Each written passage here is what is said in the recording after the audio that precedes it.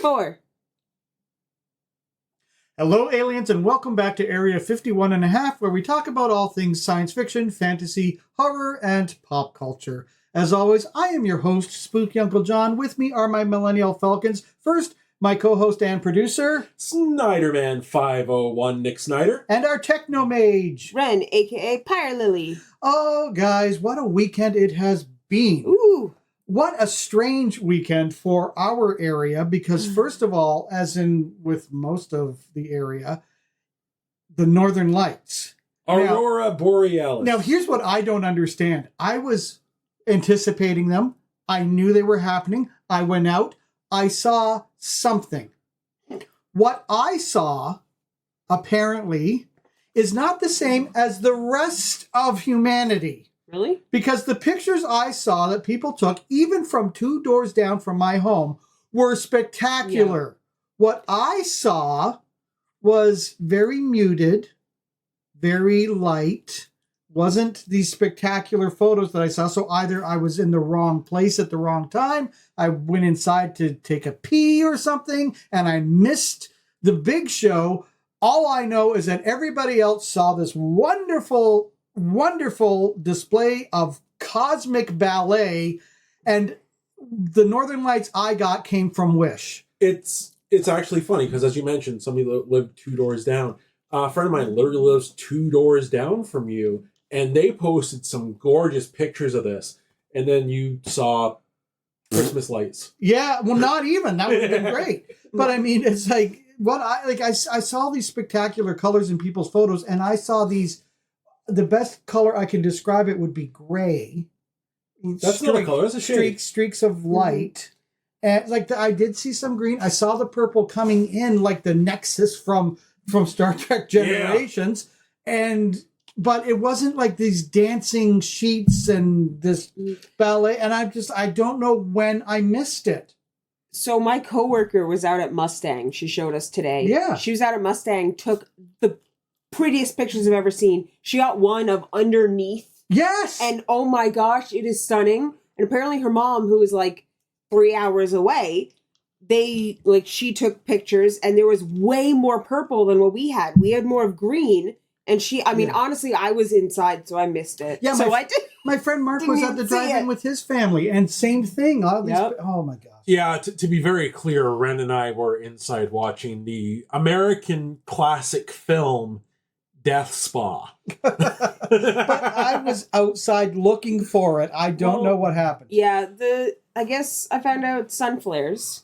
Yeah, but but 2 doors down, literally 2 doors down. And my neighbor pictures.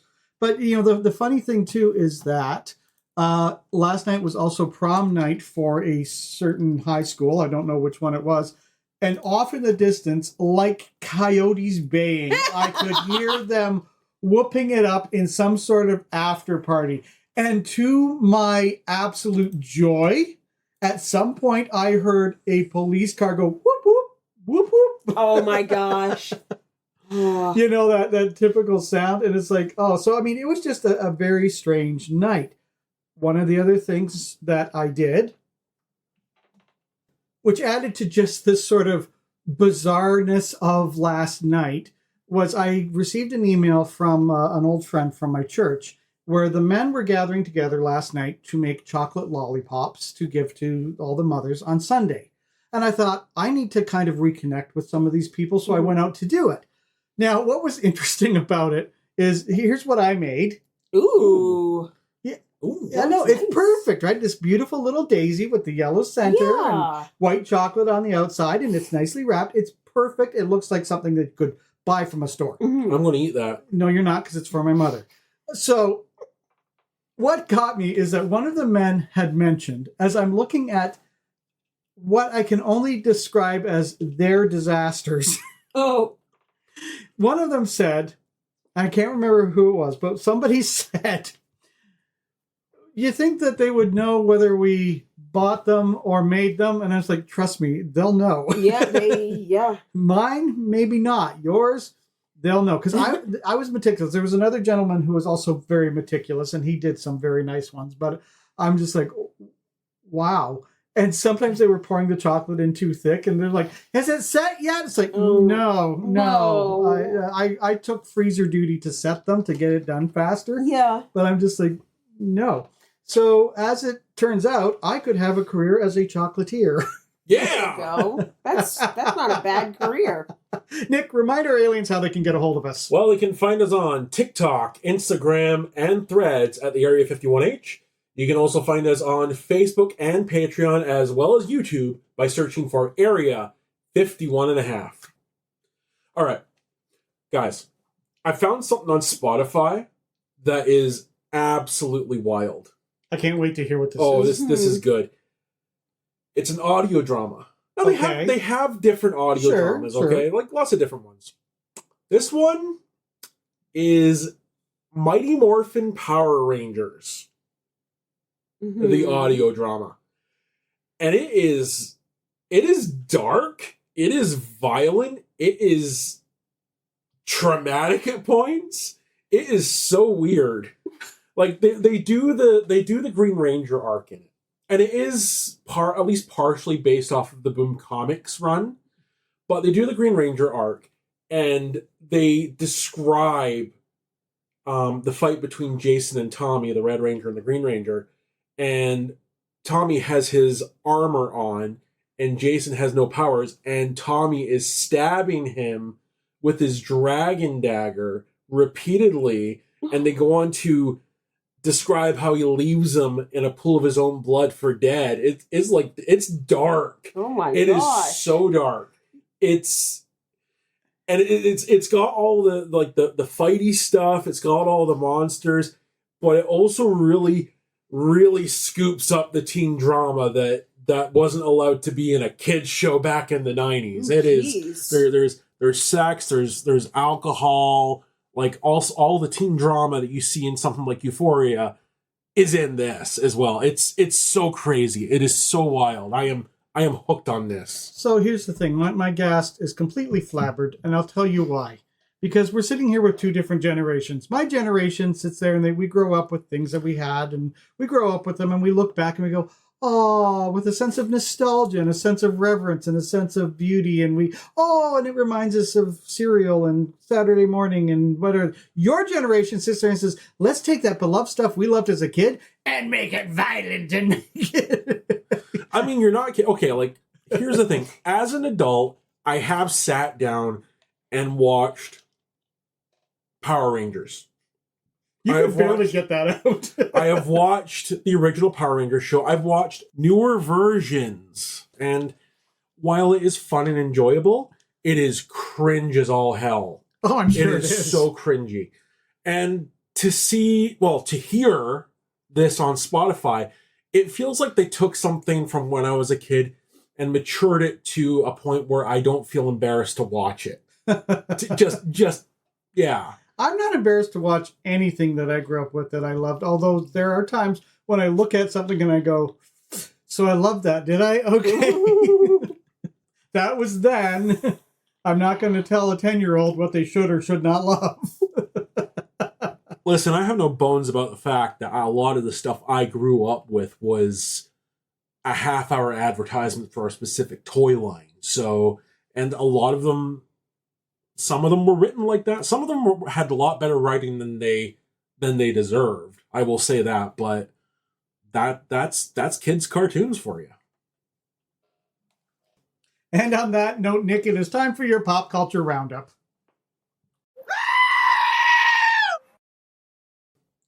All right, so it's been an interesting couple weeks.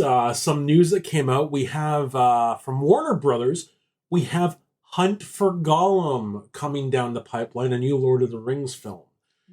Why does that sound familiar? There was a fan film, you can find it on YouTube, that came out about decade and a half. And Warner Brothers actually copy struck it for a bit after they announced the movie. It's back up now, but it was a scary couple hours for that movie. But anyway, Andy Serkis is back. He's playing Gollum and directing as well, so that's at least some nice credibility behind it. But it's still reeks of cash grab. Yeah, do we know, is this a movie? Is it It's a movie. Oh, It's a movie. It's a terrible name. I don't disagree with that. It's not a terrible name for a fan fiction because you don't expect much, but it's a terrible name for a movie. Clearly a prequel. Yeah. Like, I think earlier I thought maybe they were doing kind of like a Rogue One thing where it's the story of the orcs that are searching for Gollum to try and figure out where the ring is, and then he goes, "Sir, buggins!" And that's the movie. But that's just my thought. Two, that's a bad idea for a movie. I will be honest, I don't really feel that interested in it. No. They got some work to do with the advertising. That's all I can say. I think so, yeah. John Malkovich. I haven't seen him since Reds. It's been a while. John Malkovich, one of my favorite actors. He is going to be in Fantastic Four. Do we know as what? No. But if it's not Doctor Doom, I am going to be sorely disappointed. Fingers crossed. Oh, I know. I am because, oh my God, that would be amazing. Well, I have to be honest, after the other outings of the Fantastic Four, I'm not jonesing for it. So now that John Malkovich is joining the cast, if he is Doctor Doom, I would sit there and go, here's my money. Yes. Let's see. Let's have a look. I'm right there with you. I think it will be interesting because Fantastic Four is now back under Marvel for this. Mm-hmm. So, yeah, hopefully it's good. I'm sure no matter what, it will be better than the Roger Corman version. Anything would be, yeah. Yes. Don't get me wrong, I love me some Roger Corman horror, but... that Fantastic Four movie. Anyway. The Office is back for a revival. Now, this is interesting because I asked you prior to the show going in, is there anybody from the original Office going to be in it? So far, not that I'm aware of. And where does it take place, Nick? A failing newspaper. Right. So it's not Dunder Mifflin. No. Unless Dunder Mifflin owns this failing newspaper. And it has no original cast members in it. We have Domhnall Gleeson and Sabrina Impacciatore. Great. They weren't in the original. Great. So, I like Domhnall Gleeson. He's cool. So, listen, it has nothing to do with who's in the cast. It has to do with, is this really The Office? Or is it it's not really technically a spin-off. It's obviously happening in the world of The Office. And it's probably going to be in that same, one-camera documentary style that the original Office was in. That's, But will fans want to see something that isn't The Office? I think it creates an opportunity because people are going to tune in out of curiosity to see how this ties into The Office. They're going to have about 2 or 3 episodes to really hook people. Right. And if they fail on that, it's going to tank. If they deliver something that is wonderful and the fans can get behind, they're going to have a hit. And it's going to be one or the other. Well, let's hope that if it speaks to a younger generation, that they will then go back and watch the original Office and go back and watch the Ricky Gervais Office from Britain. The original Office. I like the original Office. I like Ricky Gervais, so And just an hour prior to starting recording, we got the winner of Eurovision. It's Switzerland! Woo! Nemo performed The Code to get the win. I'm really a little bit surprised by that. Now, this is where I guess it boils down to opinion. I thought Baby Lasagna Rim Tim Taggy Dim was a much better song than The Code. And I thought that it was performed better. I don't know what all the rules are surrounding Eurovision. Because here in North America, we literally only found out about Eurovision 5 years ago, maybe? Yeah, maybe. It depends if you were on Tumblr or not. Yeah, it's when I say North America, I'm talking Will Ferrell and Rachel McAdams did a movie called Eurovision. Oh yes, and then all of a sudden North America went, wait, what? Oh, this is a real thing? Okay. Rim Tim Taggy Dim. Say that 10 times fast. You can't, but you know what? It's a great, great song. And that's from Croatia, baby lasagna. That just struck me. Baby lasagna. I mean, of all, Europe is a fascinating place, especially to North America. I know that Europe looks at North America and goes, "If you don't understand a thing you do," and vice versa. Let me tell you, because baby lasagna to me is like a very little tiny dish of lasagna. Why would you ever name your band or your singing group that? Some weird bands. But I liked that song, so I was a little surprised to find out that the Code was the winner. Personally, I'm all for crowning the witch, but that's okay because both Bambi Thug and Nemo got their point across to the world, and that's what matters. I really liked the video for the witch. I thought it was fantastic. For Doomsday Blue? Yeah. Oh, it was stunning and amazing in the performances. Yeah. Chef's kiss. Somebody posted a video of one of the cameramen working for Eurovision, and they're like, this guy should have won Eurovision because the way he's moving the camera around, like he's literally dancing with the camera. Oh yeah. Well, and I'll tell you too, though, like Nemo, he's a great performer.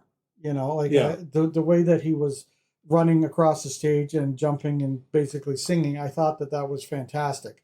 I don't know where they come up with that costume. Was kind of everything to me because it's like it's made out of cotton candy and and insulation and a feather boa. I don't know. It's the most impressive pink jacket I think I've ever seen. The tulle on the white sneakers. That was the best part. So, truth of the matter is North America is not ever going to understand any of that. But if you get a chance to go onto YouTube and check out the Eurovision contestants, do so. You really won't be sorry.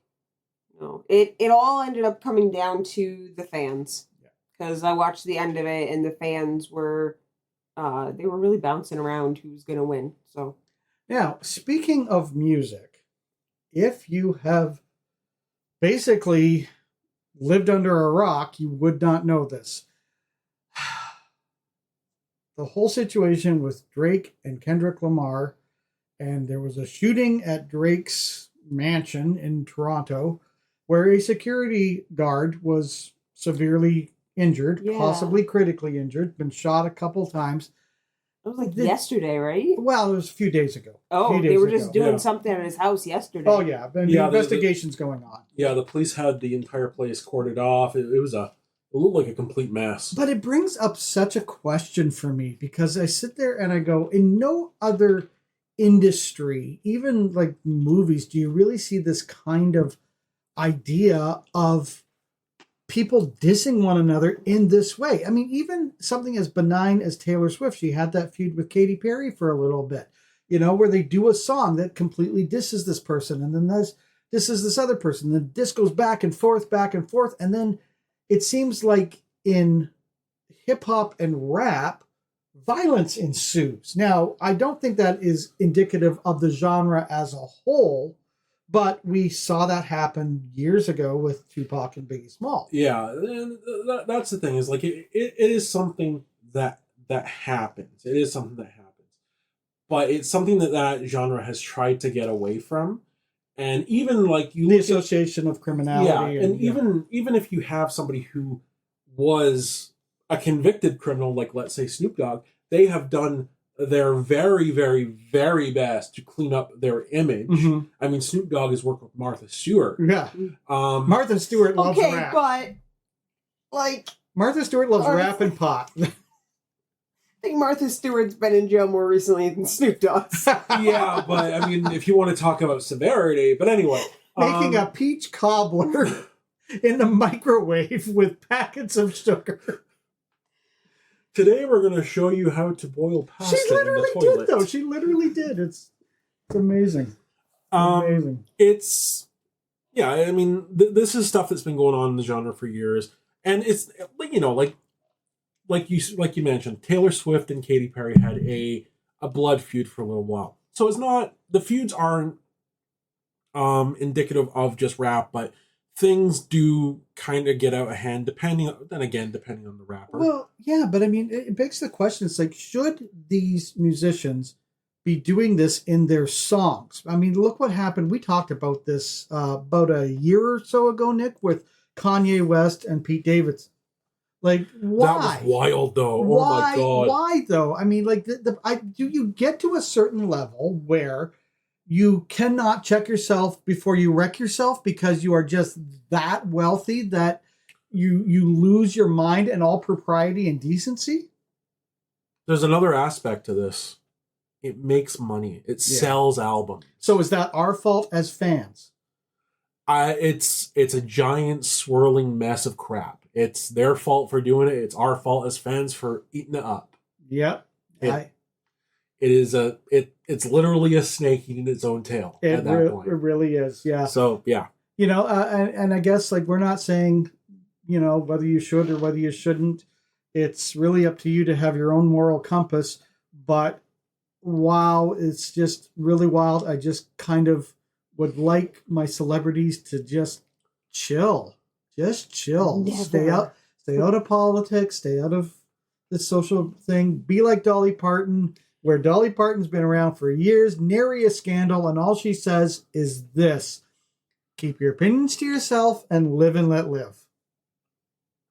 Shall I remind you of, I believe, maybe last episode when we discussed Clara Bow, and like it's been around forever. It's, even if they don't mean to, it's just what happens. Yeah. And at the end of the day, you're talking about people with egos. You're talking about people who don't like each other, and that's just. I mean, look at the feud between The Rock and Vin Diesel. It didn't get violent or anything, but it got really public. I just think, honestly, my take on it is that people get to a point of wealth and privilege where their brain just shuts right off. Well, another aspect of it is in today's day and age, we have unfettered access to celebrities that we never had before. Yeah. They're all on social media. They're all now accessible at a touch of a button. We don't have to read People magazine. We don't have to watch Entertainment Tonight. We know what's happening with them right now. We can message them. Sometimes they'll respond to us. Yeah. And that's just the reality of today. And sometimes people will fake being them. I will sit there. It is so funny because I love Reese Witherspoon. I go on her official page. It's her official page. And you make a comment. And then the trolls that come out that are posing as Reese Witherspoon and say, "Oh, fan, thank you so much for following me and for loving me. And if you want to talk personally, you can get me here." It's like, what kind of an idiot do you think I am? And so, I know none of these trolls are listening, but hear me. They might be. Hear me. You do that to me. My first response is, okay, Facebook reporting you posing as a celebrity. Which celebrity are they posing as? Reese Witherspoon. I'm reporting you and I'm blocking. There is an epidemic of people pretending to be women wrestlers, reaching out to fans, asking them for money, and these poor guys giving them money. If you're falling for it, you deserve it. So if you want to meet a celebrity, if you want to know you are legit talking to a celebrity, do what we did and go to something like Shockstock, where you can meet the celebrity themselves. Legit. Yeah. Side note, Godzilla is coming to London. Wow, yeah. The guy who does like the mocap suit for Godzilla is coming to Forest City Comic Con. Awesome. Now, we had a great time at Shockstock, so we're going to talk a little bit about our experiences there. Yeah. What a show. Okay, so let's talk about the actual convention itself. It's not big. Yeah. So first off, Shockstock is a film festival that happens in London. Yes, that's true. 5 days.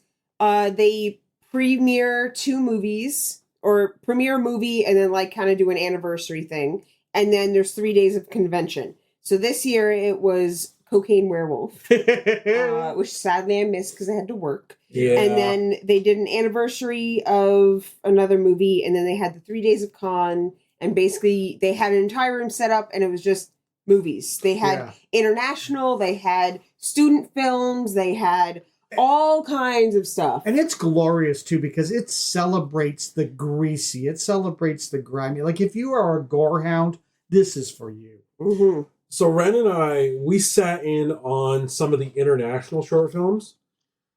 There was one called No Violent Man out of Germany, and it was wicked. It was excellent.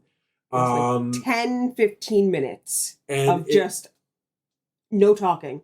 There's no words. No word. I mean, I have no words for it. It was about a security guard working in a warehouse, and he's getting hounded by a woman and two guys.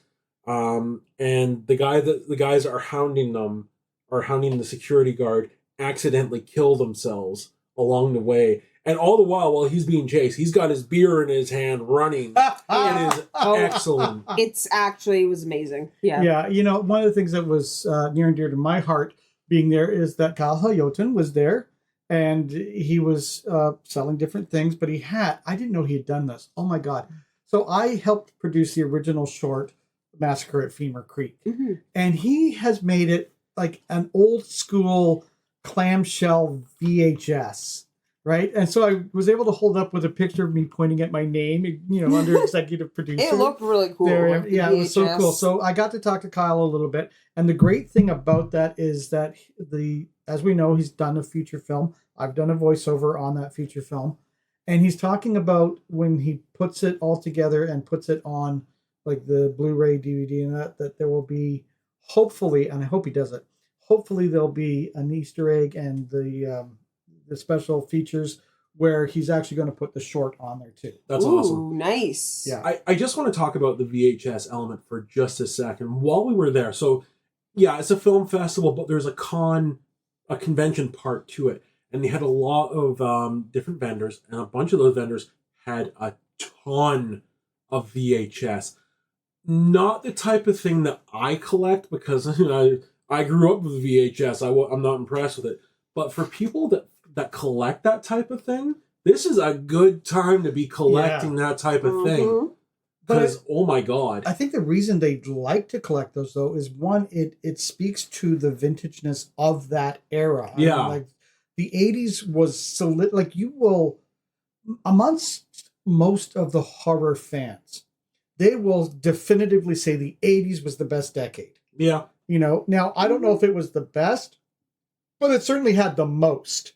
And that is where Shock Stock really falls in, because that had the most with the gore, with the body horror, with all of that stuff. And so because it was VHS, I mean, this was before DVDs came out in the 90s.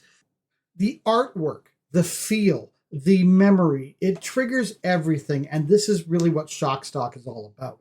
You know, it's about celebrating those less than well-known movies. Yeah. You know, it celebrates all of this great. I always go back to the greasy, because that was used in one of their advertisements years ago.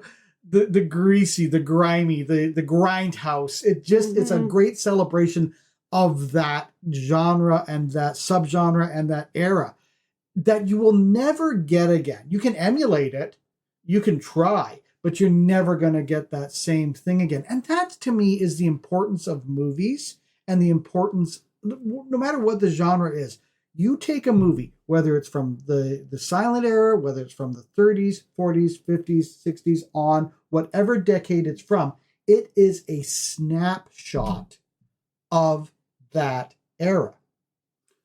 Bill Lustig did Maniac, and he did the Maniac Cop movies. And the New York that he films in these movies, it's the street level, the dirty, the filthy, the criminal New York that you don't see in film anymore. Yeah, that's the snapshot of it. It's beautiful. Yeah, I didn't mean to interrupt you. I just was getting so excited because I just was rewatching Superfly. Oh! You know? And there's that whole other take, right? Like, you have this popularity of the French Connection with Gene Hackman and Popeye Doyle, one of the greatest film heroes ever created. But then you also have at the same time this other side of film with Superfly, which influences people like Quentin Tarantino. Yeah. And you get to see this snapshot of, I'm not sure if it was taking place in Harlem. I can't remember where it was taking place. But this idea that the hero of this piece of Superfly is a drug dealer who's looking for that one last good score before he gets out of it. You know, so you get to see this sort of culture that we're not that familiar with. But not only that, but you see the styles, you see the cars, you see how gritty things were, you see, you know, and you, unless you grew up in that era like myself, you don't know what it was like, you know, and it's just a fascinating watch. It's almost history when you're watching film. And I'm going to just hone in on New York again for this one. When you watch modern films about New York nowadays, they're all sweeping shots of the skyline. It's all helicopter and drone shots. You see the city of New York from above. But when you look at some of these older movies where they didn't have, you know, the budget to get on a helicopter with a camera, you see it from the street level, and it's a very different feel to the movie. Yeah, and they weren't using the budgets that some of them are using now. They certainly didn't have CGI. You know, like these stunts were done by either stuntmen or the actors themselves. Well, as we found out with Q the Winged Serpent, and more notoriously with Maniac, some of these films did not have shooting permits. They filmed it guerrilla style. Yeah. And that's just fascinating. And you really see that in something like Superfly, let me tell you. So why don't we talk about some of the movies that we picked up while we were there? So between Ren and I, we picked up some some masterpieces.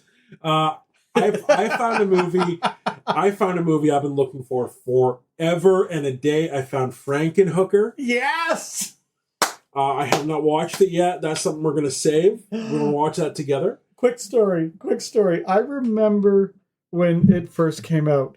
This is before Rogers took over everything.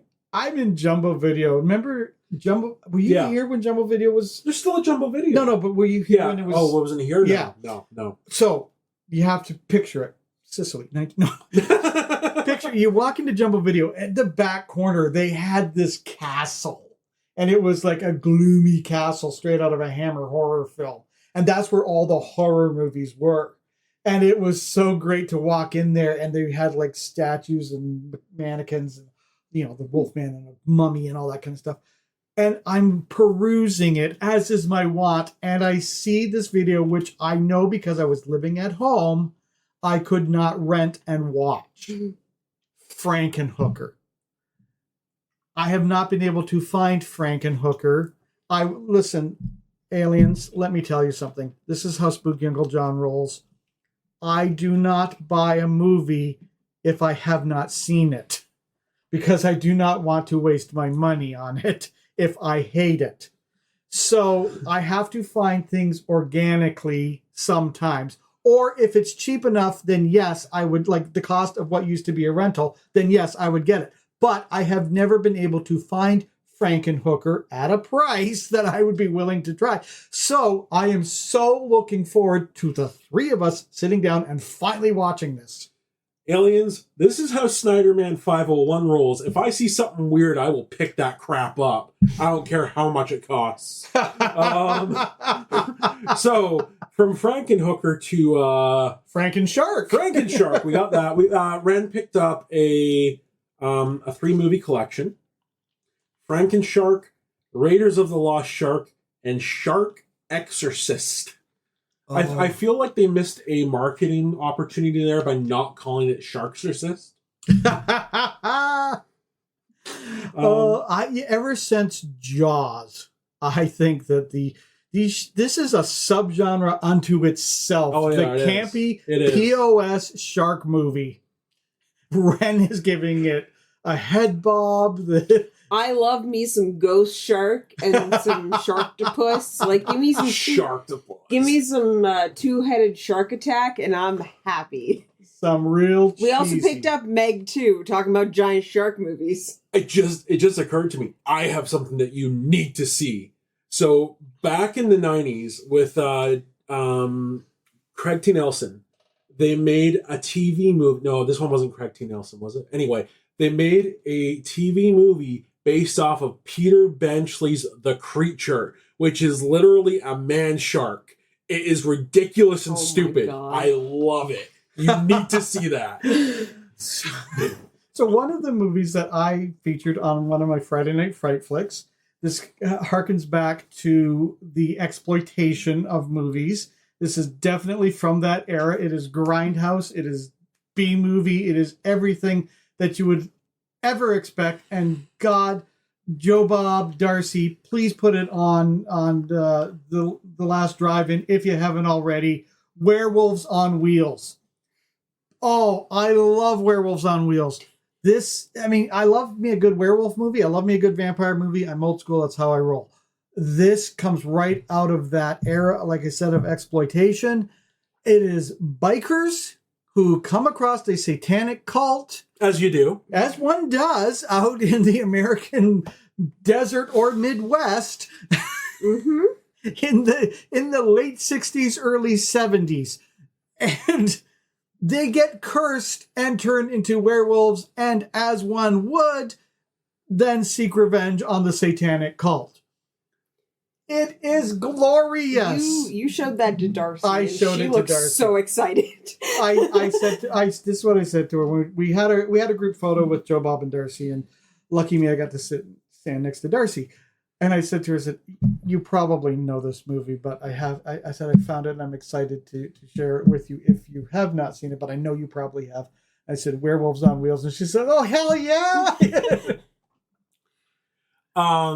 Yeah, we need to watch that one together as well. Yes. Yeah. Oh my God. Yeah, we'll have to do Frankenhooker and Werewolves on Wheels as like a drive-in. Like a drive-in. Oh yeah, we do our own last drive-in. Yeah, okay. We have cardboard boxes. We can make little cars and sit in the cars on the floor and watch it in a drive-in. And we will have to put that on YouTube for Oh sure. my God. Nick, you found not necessarily a personal favorite of ours, but one that we love for the sheer ridiculousness of it. Hell Comes to Frogtown. Starring Rowdy Roddy Piper. As I mentioned earlier at dinner, he is the best Scottish American Canadian actor ever. He might very well be the only, but that doesn't matter. Hell Comes to Frogtown. Aliens, if you haven't seen it, it is about a man who goes to Frogtown to save women from the frog people. It is ridiculous and stupid, and I love every delicious second of it. And it also stars Rory Calhoun. Yeah, it does. You know, the actor who's always standing up. I had to slide in that Simpsons reference. And we also, Ren picked up. I picked up Puppet Shark. Ugh. Puppet Shark. It's wonderful. Okay. Ren and I watched this last night because we had to watch it. We just it was there. It was there. And we needed to watch it. It's puppets. It's puppets, and there's a shark. It does what it says on the tin. Puppet, shark, boom, done. There are some legitimately funny parts in it. Like, there's a part where one of the puppets is driving a little Tyke's car, and I think that is one of the funniest things I've ever seen.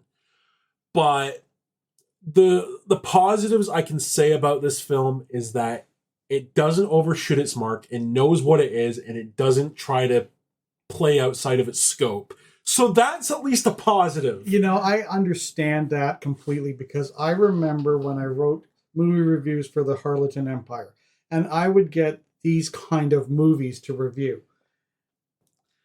And so this one movie, I remember what I said about it. I was saying about how it was irreverent and it was rude and it was crude and it was ribald and it was all these different adjectives I said. And then I said, and somehow I think the creators of this movie take this as a compliment. Yeah. They knew exactly the kind of movie that they were making and the kind of audience that they were looking at. And it's the kind of movie, and I think Puppet Shark falls into that, Ren, where you sit there and you say, man, it's Saturday afternoon, it's pouring rain out, I got nothing else to do, there's nothing on TV, my buddy's here, you gotta see this movie. Yeah. And you order a pizza, and maybe, now we wouldn't, but maybe you get high and watch it. Who knows? Who knows? I Honestly, I enjoyed Puppet Shark. I enjoyed hearing about the Great Canadian Marshmallow Shark. It's my new favorite cryptid. So I'm going to be all over this. And so they have in one scene the shark is in like a 1920s club, and the club owner is Mac the Shark. Mac the Shark. I love it. And like Mac the Knife. yeah, Yeah, exactly. and the best puppet beheading I've ever seen. Puppet beheading. Beautiful. But the moral of the story is so simple, and it's going to be like my new motto for life. Don't overthink things and don't try to make sense of everything. Sometimes you just have to take it as it happens. I love the cover of Puppet Shark, being that throwback to Jaws. Yes. Where it's not like Muppet puppets. It's like They're felt puppets. like Avenue Q kind of stuff, which we sort of associate with Muppets, but Muppets have their own look, Yeah, like you got the puppets with the the two hands. You got the puppet with the sticks hands. And, I can't wait. Good time. One thing I will say about the movie is I really felt things. Really felt things. Felt things. You're fired. Get out. I'm the producer. Get out. We'll find a new one. Fire. Is Darcy available? I don't know. We'll find a new one. I did meet the director of the Puppet Shark movie, and he signed it, and he had a bunch of other. He's like the top Canadian shark movie director, and it's beautiful and amazing. But I also met. Who else did we meet? Met Bill Moseley. Let's talk about the celebrities that we did meet then. So I went up to chat with Bill Moseley because it's Bill Moseley. Yeah. And I'm chatting with him about House of a Thousand Corpses. I'm chatting with him about Texas Chainsaw Massacre 2. This one comes up and realizes who it is. I'm like, that's Luigi from Repo. And yeah. He must have been thrilled with that, honestly. He seemed pretty excited. I was like, I need your signature. Thank you. I'll tell you what was really cool about Bill Moseley is I didn't know what to expect because Otis is really one of the scariest movie villains ever, right? Like this is when I say scary, like you have to understand something. Like the Rob Zombie movies really are almost a throwback to the 70s. Yeah, right? they are. And to a certain culture that was kind of around the satanic 70s, because this is, not without getting too far into it, this is like coming off the heels of the Manson family and all that kind of stuff, right? So there were people out there that I actually encountered, and I don't mean encountered as in I sat down and had tea with them. I mean, like you saw who they were, you knew that they were a dangerous person, you didn't mess with them, as a kid, but you see these people and you're like, oh, they're scary. So he nails it. Now, this is what I mean by acting. Bill Moseley is a tremendous actor because you see the character he plays as Otis. You see the character he plays in Rob Zombie's Halloween. Yeah. You go up to Bill Moseley and it's like, this is the nicest, sweetest dude you would ever meet. It was so nice. He was so just like, I was just like, I love Repo, and he's like, yeah, we did it like just down the way or whatever. Yeah. Which Toronto, but whatever. But then he actually sang part of "Mark It Up" to me because on the signature, like on the picture he did, I'm the smartest, and he's like, I'm the smartest and the toughest, and then he's like, and I was like, yes, we can't exactly say that out in public. So. I asked him, what was it like working with Paris Hilton? Because that's a curiosity for me. As it would be. He loved her. She was really sweet. And they actually ran out of money. And she was able to put money together for it to finish the project. So without her... she opened up her purse and here. Well, without her, Repo wouldn't have been finished. Yeah. So he's like, oh no, she's so sweet and so nice. And I was like... I love Repo. I mean, Repo is... Here's the thing with Repo. It's the strangest musical ever, but that family, and then you have anchoring this movie, the incredible Sarah Brightman as Blind Meg. And she is so fantastic. And the first time I saw Repo the Genetic Rock Opera, and she comes in and like the flashlight eyes, just, it is an amazing horror musical. It's fantastic. Paul Sorvino. So It's great. I mean, I can talk about Repo for hours. But like to be honest, it was like, oh, the chick from Spy Kids is in it. Okay. Oh, look, that lady was in Phantom of the Opera. And to be completely honest, I was like, hey, that guy I think is in Buffy because I hadn't Tony seen Head. Buffy at that point. But I was like, I think he's in Buffy. Let's watch this anyway. And, oh, it was beautiful. But that speaks to just how good an actor Bill Moseley actually is, because these characters, unlike you see a lot of other actors where they're just playing the same person, he does not play the same character. Mm-hmm. You, to the point of you don't recognize him. He's got range. Oh, it's more than just range. It's this ability to create these characters that are believable, that are frightening, that you sit there and and as you're watching the movie, you go, oh my God, that's Bill Moseley. Okay. Mm-hmm. Luigi, Otis Firefly, Chop Top are three vastly different characters. And in the short chat that I had with Bill Moseley, I didn't see him in any of the characters. He is so good. Yeah. Mm-hmm. Somebody else that we met, Nick? Oh, got to meet Greta Garetta. For those who don't know, Greta Garetta is from the Demons film. I walked up to her. First thing I said was, "You scared the crap out of me as a kid." She seemed quite happy with that. She is such a lovely woman, though. She is lovely. Yeah. Yeah. She was a joy to speak to. I enjoyed it. I had fun posing for pictures with her because we got her autograph and posted pictures because she was like Mindy Sterling in a way. She does this thing where it's like, okay, let's do this. Now let's do this. And then now let's do this. And I'm like trying to keep up with her. It's like, okay, yeah. And I got some great pictures of her. And the thing of it is like, what's really kind of neat is that she dresses in a way that is reminiscent of the character that she plays in Demons, right? So that when she wants to do that, like, okay, we're going to make it look like we're zombies. And you go, okay. And you look back at the pictures like, nice. Now, the thing with Demons is I never actually saw Demons until I was in my 20s. But when I was a kid, I saw clips of the movie. Yeah. And it was her clips. And she was frightening as basically the inaugural demon woman. Yeah, she put it all on the floor there. I mean, like getting the cut from the mask and moving into that and the slow transformation into it. I mean, that's one of those movies where it's a joy to watch because it's again that guerrilla style, it's low budget, it's people just bearing it all, putting it all out there to make this movie. But it's a fun watch for if you're into gore, if you're into jump scares, if you're into whatever. It's just a fun watch. If you're into a guy riding a dirt bike around a movie theater and chopping zombies' head off, man, that movie is for you. Who isn't into that? Honest to God. One of the neat things I found with found out about Greta and talking to her, she's actually done a lot more sci-fi than she has horror. She's the only horror she really did was Demons. So that's really cool thing to find out about. Had a nice little personal chat with her about acting. She was great to talk to. Yeah. Had a lot of fun. Now, somebody who was great to talk to, and this is where my jealousy kicks in.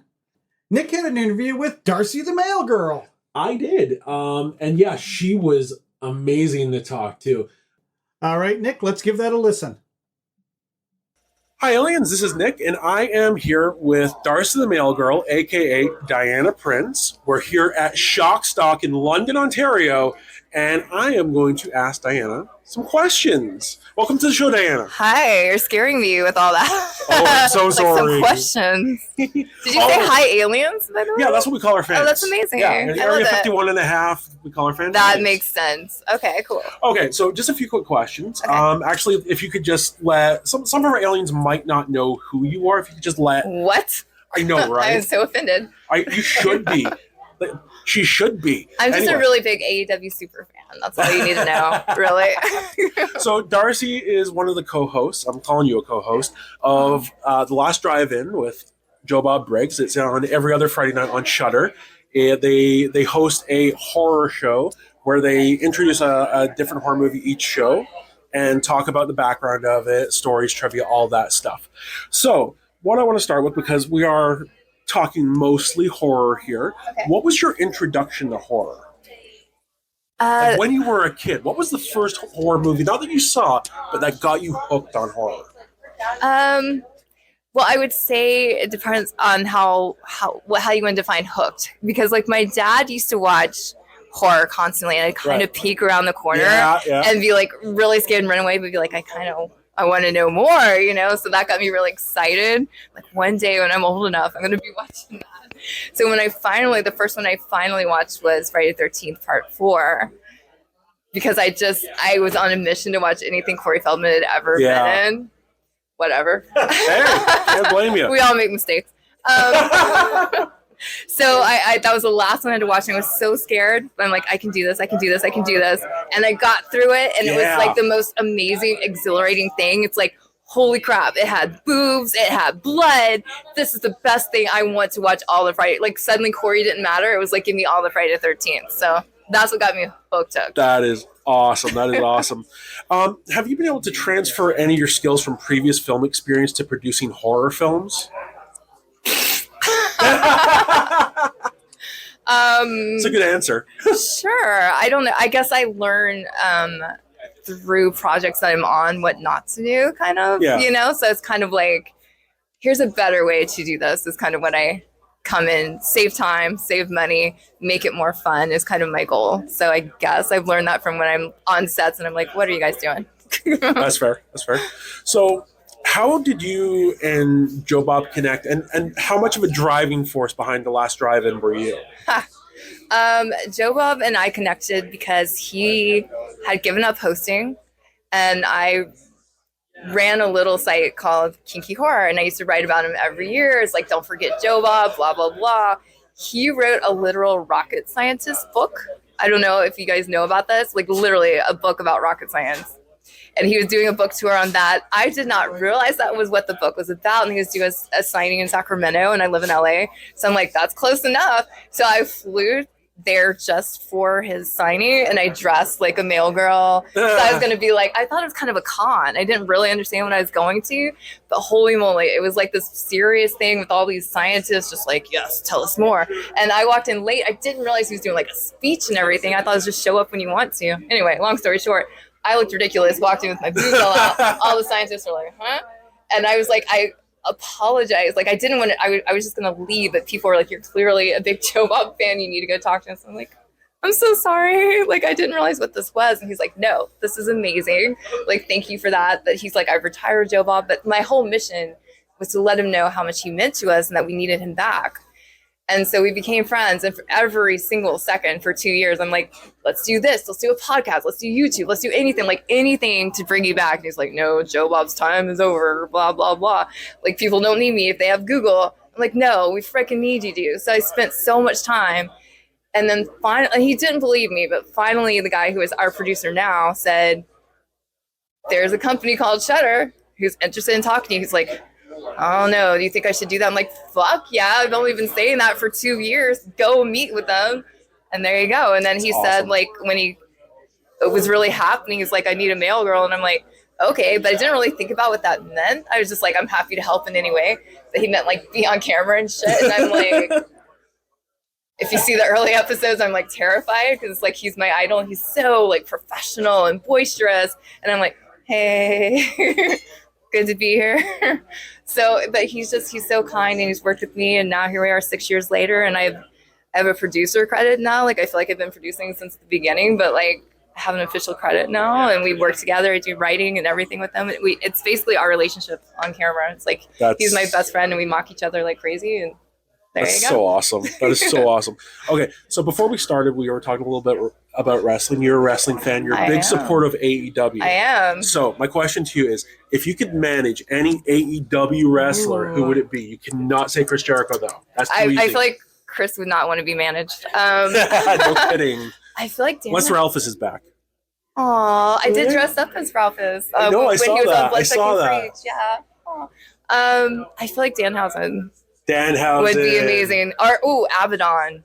I love Abaddon. I think Danhausen doesn't need me as much. So let's do Abaddon. Do you follow her on social media? Yeah. Her pictures are great. She's amazing, and I feel like they don't utilize her enough. She was actually at a London show. Shut up. Yeah, yeah, she's Amazing. I've gone to like so many live shows and I've only gotten to see her once live. Really? So yeah, they need to use her more.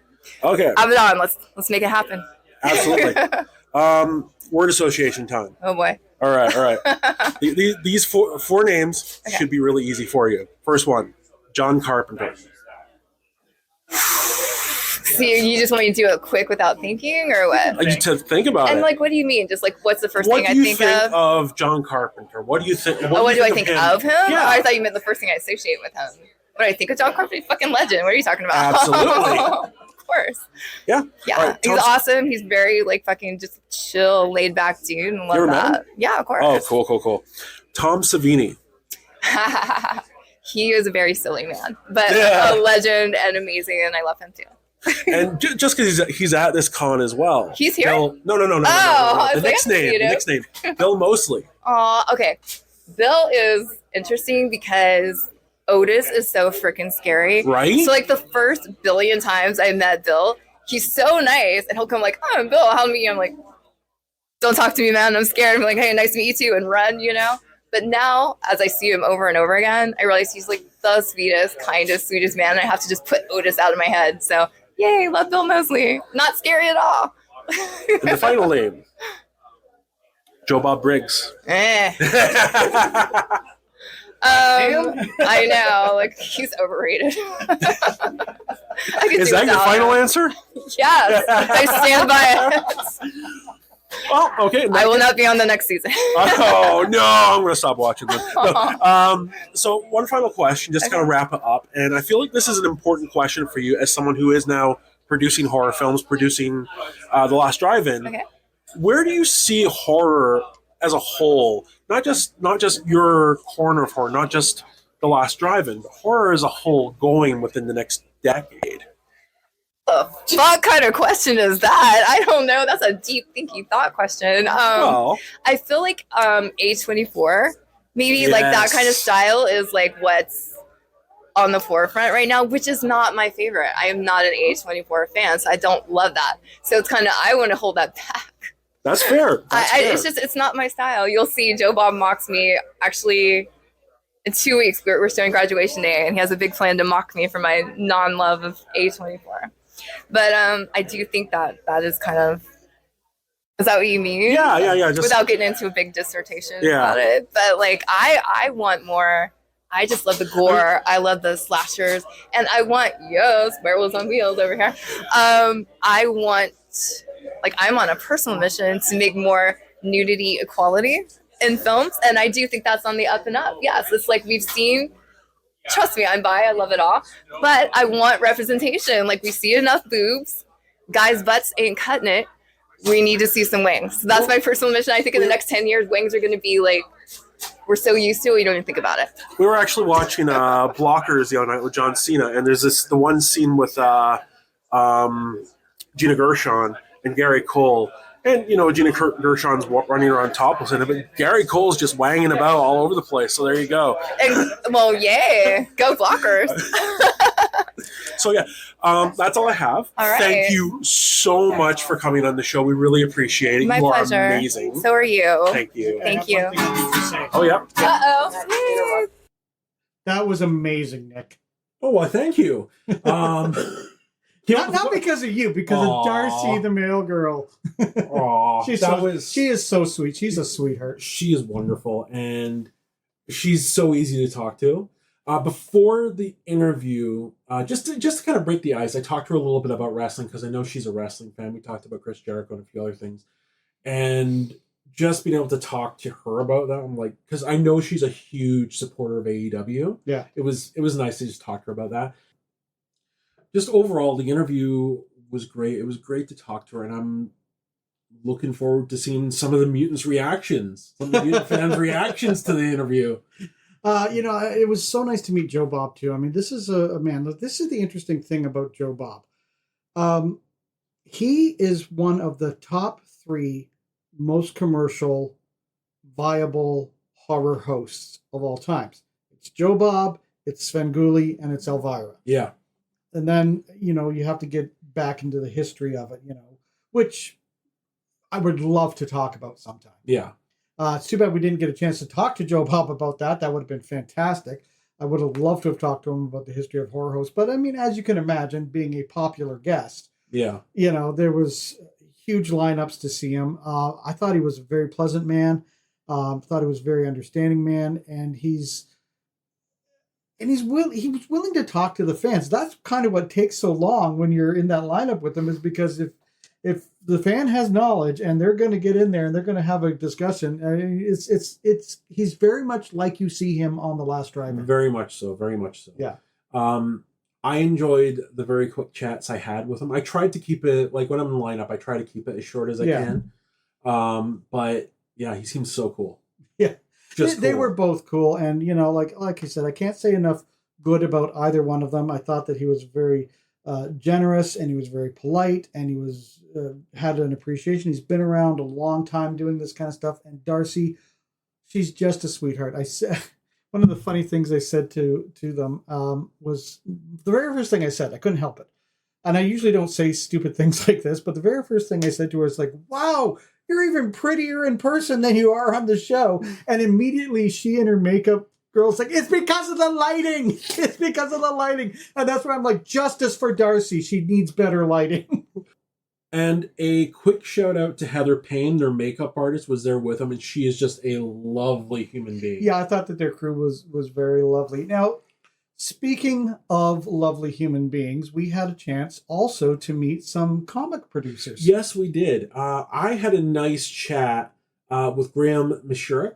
He's one of the creators behind Yuki VS Panda, which I really enjoy. I've looked through it. I've looked through the book a couple times. I haven't read the full story yet, but I am in love with the artwork for it.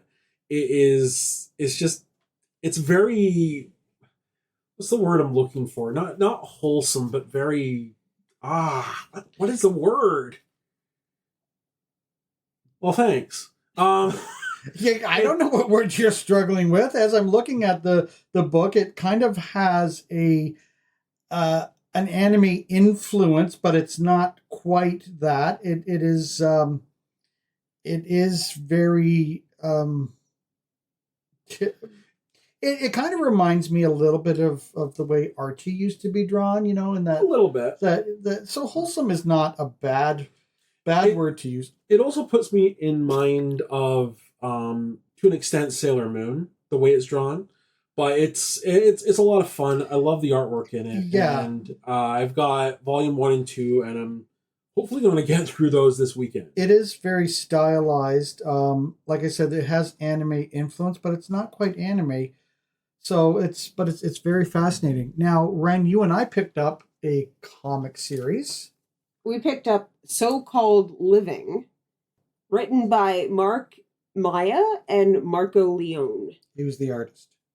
Yeah, the artist is Marco. And they were there, like Marco was there, and he signed my copies. And it's pretty great. There's like a white rabbit in it, and it sounds really entertaining. And they had 3 different versions of the comic book. They had the original art, they had guest art, and then they had what they call the sex pot version, which was like for cosplayers, like cosplay inspired kind of stuff. Yeah, I picked up one of the variant arts by one of the artists. Yeah. What I like about it, the ladies that were basically selling it on behalf, because one of them is married to the writer, the creators, and they were selling it to me, and I finally said, this is how they start describing it. It's a world in which there are vampires and werewolves and all these other sort of creatures trying to figure out how to live their lives. Mm-hmm. And I said, stop. I said, you had me at vampires and werewolves. Yeah. What I like about the art is that it reminds me of the Archie horror line. Oh, Yeah, okay, yeah. I can see that. Yeah, it's not as gritty, but I certainly do like the style of it. It's it's going to be amazing. I started reading it the other day, but life is busy, and so I couldn't finish it yet in time for the podcast, but I'm so looking forward to it. It's nice to get back into not comic collecting, but reading graphic novels and comics again. Yeah. I started getting back into it with the Walking Dead series, and then the Archie horror came along, And now I've got So-Called Living. So there's only like 2 issues so far, but Mhm. I'm looking forward to the 3rd. So if you want to check out our podcast notes for this episode, we will have as many links as we can for all of the comic books and maybe some of the movies. But yeah, we'll have that all included below. Yeah. Okay, well, guys, it sounds like we had a really great time at Shockstock. Looking forward to going to it again. Mm-hmm. It's so convenient for us because it's just down the road, like 15, 20 minutes Yeah. when they have it. And, you know, like the Masters of Schlock are there. It's so much fun. It's nice to see the vendors. Oh, one vendor that I saw. Oh, my God, guys. I spent way more than I should have. Mike Orlando runs a store out of Toronto. Mike has movie cards, lobby cards, and posters of very popular movies, but they're foreign run ones. Ooh. So I picked up some of my favorite. I picked up lobby cards for Vincent Price as Dr. Goldfoot and the Bikini Machine. And I have foreign posters for Theater of Blood and a foreign poster for The Fog from Belgium. Ooh. Mike made me a good deal, but it cost me. And get this, I said this to you, Nick, Ren, get this. Hmm.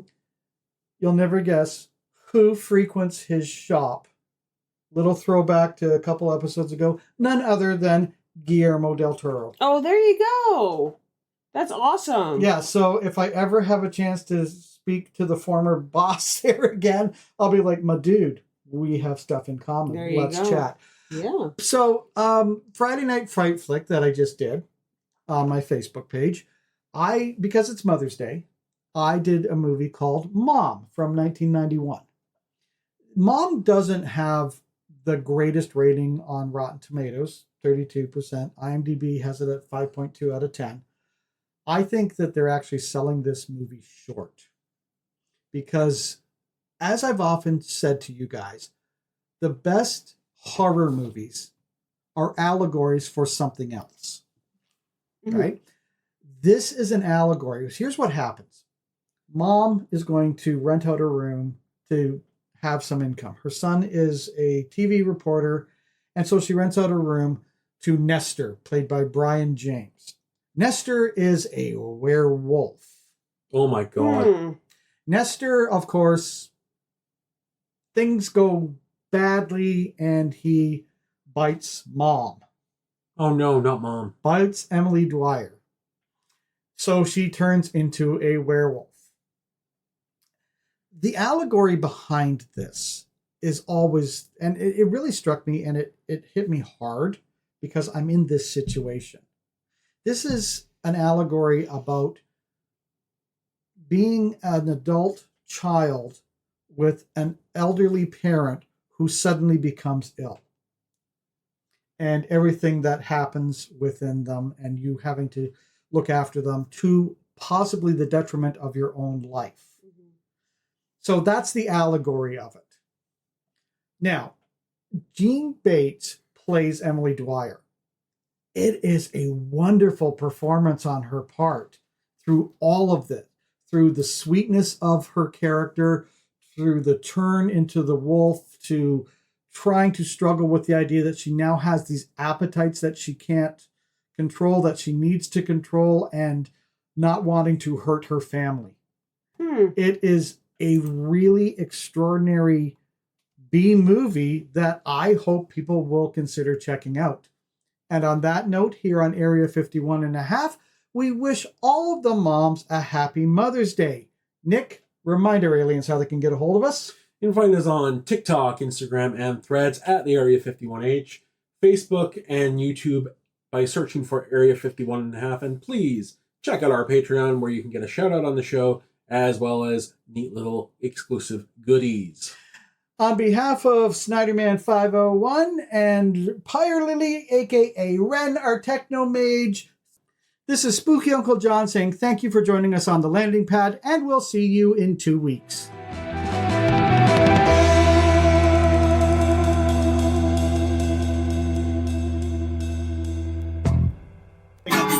Oh, yeah.